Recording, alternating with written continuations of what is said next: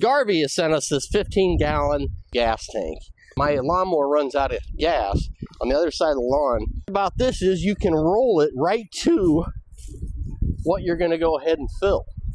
It has a 10-foot long hose.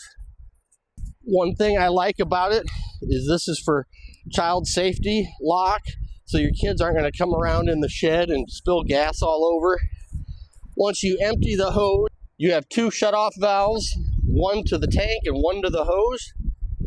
If the hose is leaking, you can shut the one on the tank off.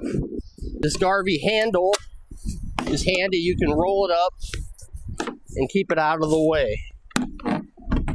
Still, just put a little gas tank on the ground, fill that little gas tank up to fill whatever you're needing to. The weight distribution, it doesn't hardly weigh anything when you're pulling it. It's so much simpler than carrying a 6-gallon gas tank around. It's very nice to have gas stored at your farm or your shop or your house. I really like how sturdy it is and how heavy duty this thing is. It is not going to break. So this is where we're going to put this. This is your on-off. It's for airflow getting into it. That's all the way off. And then if you unscrew this, it's all the way on. It's 2 gallons per minute if you go ahead and open that all the way up.